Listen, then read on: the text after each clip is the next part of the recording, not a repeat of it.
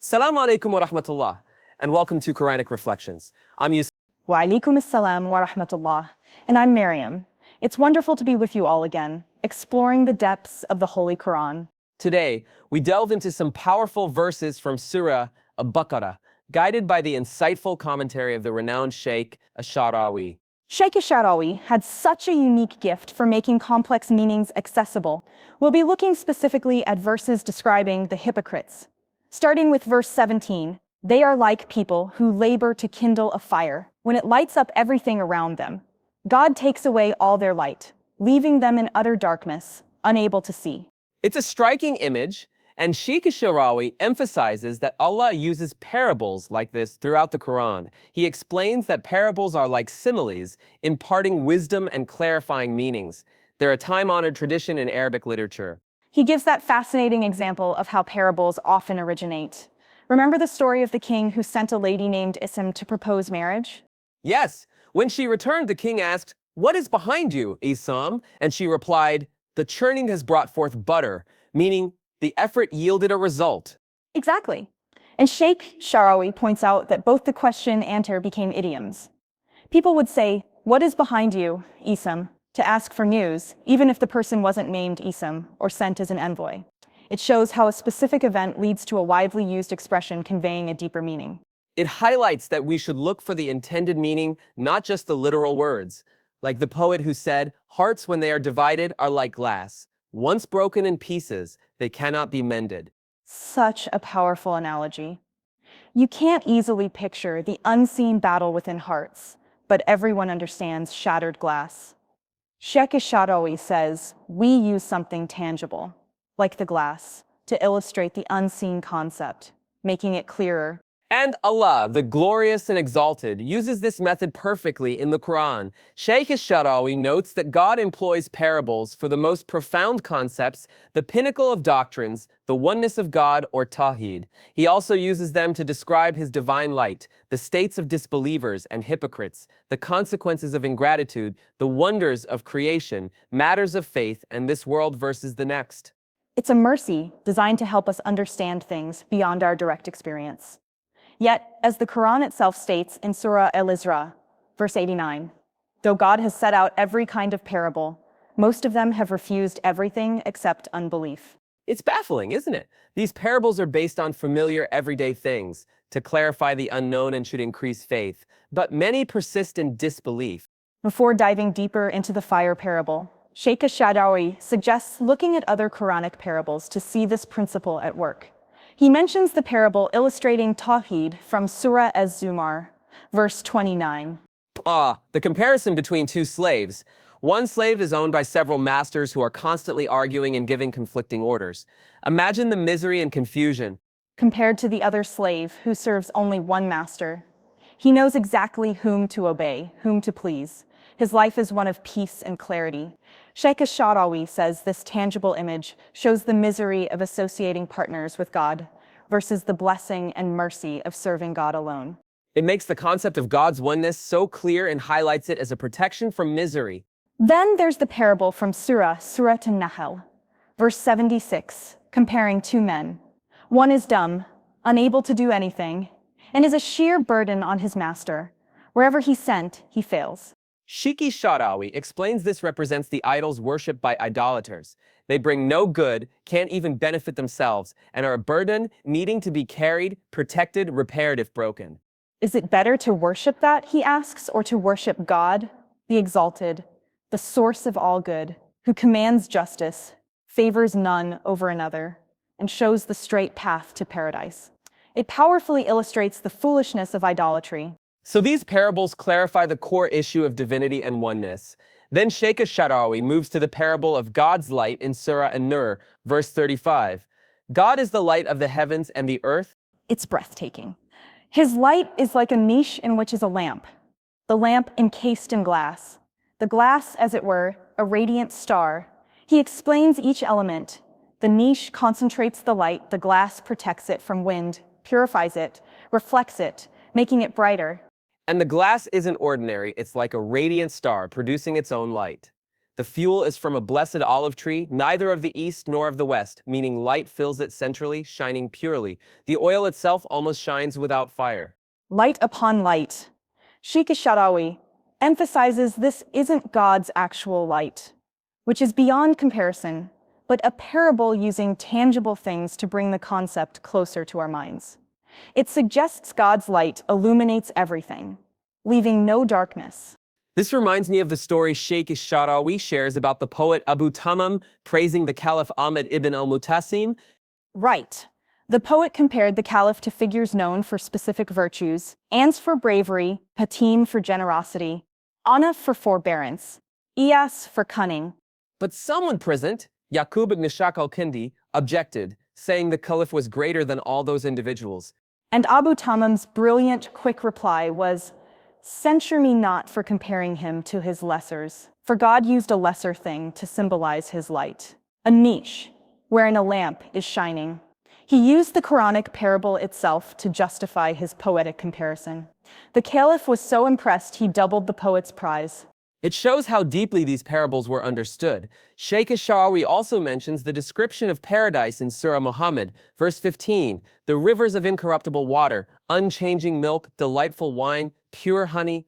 He stresses this is not paradise itself, but a likeness, a parable using things we know. Because paradise contains what no eye has seen, no ear has heard, or any human heart has conceived. As Surah As-Sajdah, verse 17 says, "No soul knows what joy of the eyes is reserved for the good." If the soul doesn't know it, there are no words in this life to truly express it. So parables give us the closest possible understanding. And sometimes, Sheikh El-Sahrawy notes, a widely known parable becomes a maxim or proverb, like saying to someone deluded by their strength, "If you are a wind, you are now face to face with a hurricane." There's no literal wind or hurricane. It's the deep meaning that matters.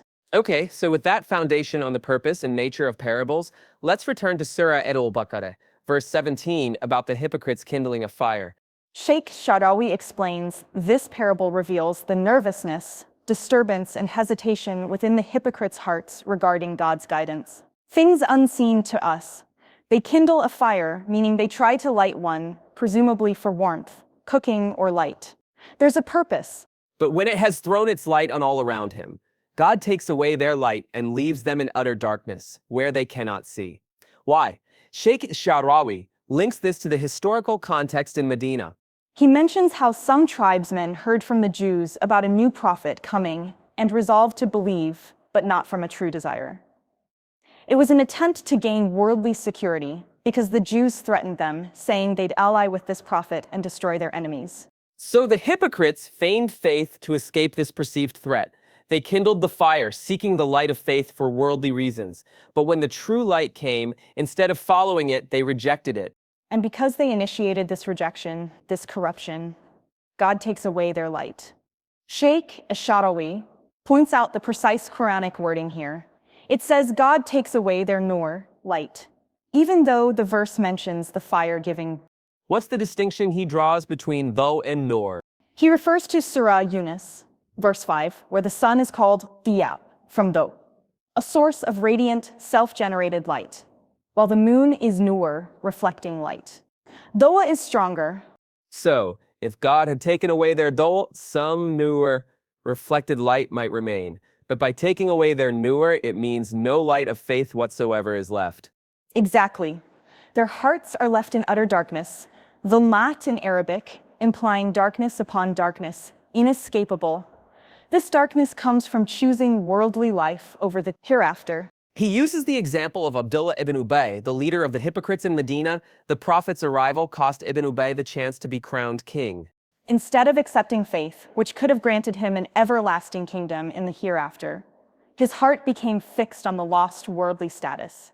Sheikh El-Sahrawy says hateful spite filled his heart, casting darkness. Envy cast darkness. Woe cast darkness. Hatred and malice cast darkness. Manifold darknesses. So, every hypocrite carries these multiple layers of darkness. Spite for believers, hatred, hoping for faith's defeat, hoping for believers' misfortune, the confusion and pain of pretending faith while harboring disbelief. Sheikh El-Sahrawy also cautions against overly literal interpretations, citing Surah Al-Isra, verse 45, where God places an invisible concealed veil between the Quran reciter and disbelievers. How can a veil, which conceals itself, be concealed or invisible? Some scholars suggest concealed here means concealing active participle sense. But Sheikh El-Sahrawy disagrees. He compares it to Surah Maryam, verse 61, where paradise is promised, and the promise shall come to pass. The word used is matiyah, a passive participle, come to. He argues it doesn't mean the promise actively comes to the servant.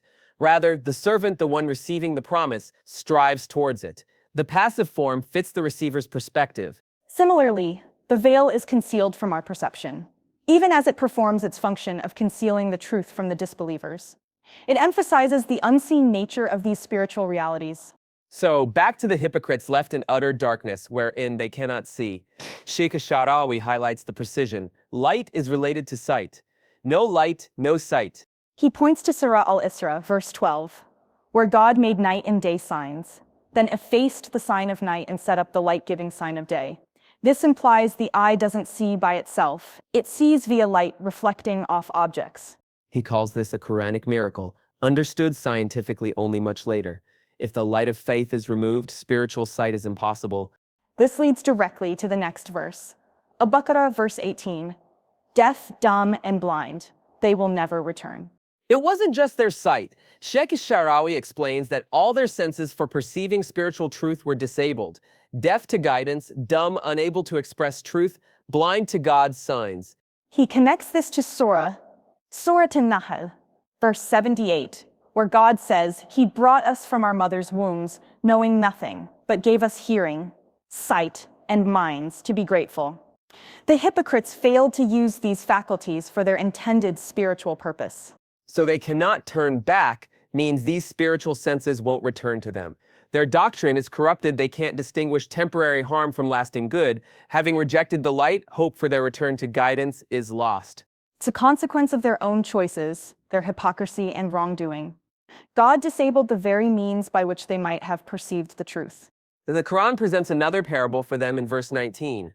Or like people who under a cloudburst from the sky with its darkness, thunder, and lightning. Asleep, a heavy rain cloud or cloudburst.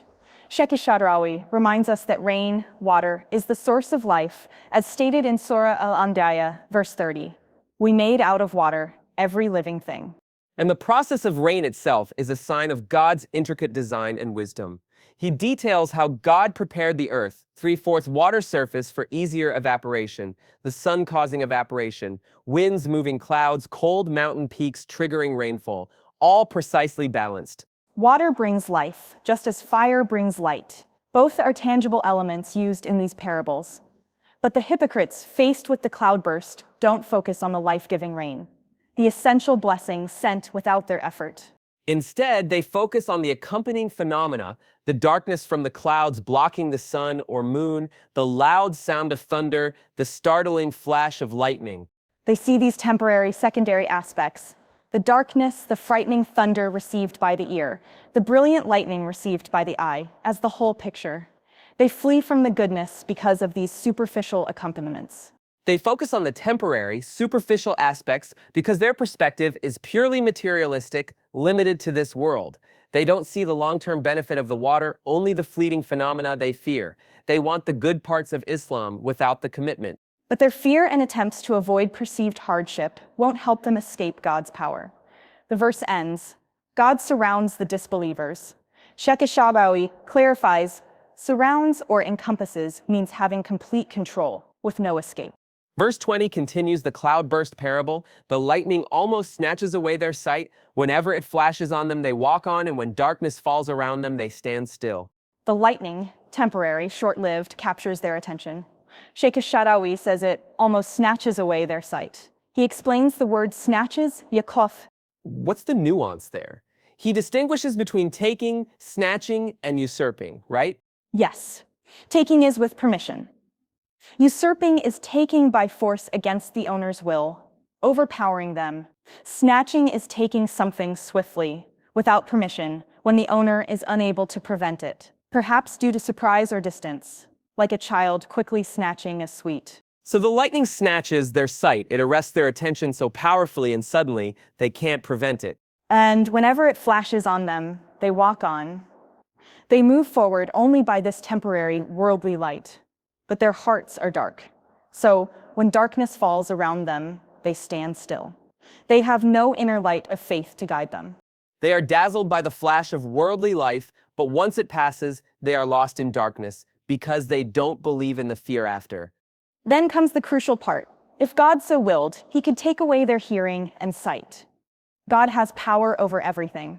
Now, Sheikh El-Sahrawy addresses a potential confusion here. Some Orientalists claim this contradicts verse 18, which already described them as deaf, dumb, blind.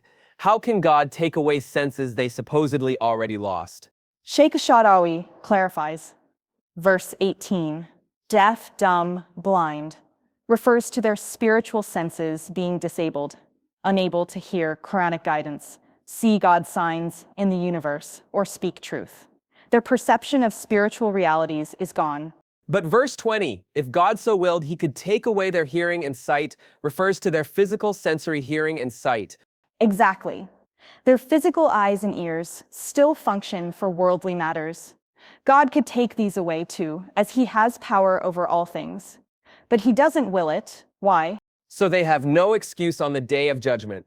They can't argue, if we could see, we would have believed, or if only we could hear, we would have understood. Precisely. God preserves their physical senses, so the argument is against them. They had sight but turned from God's signs towards immediate gratification. They had hearing but used it for plots against Islam.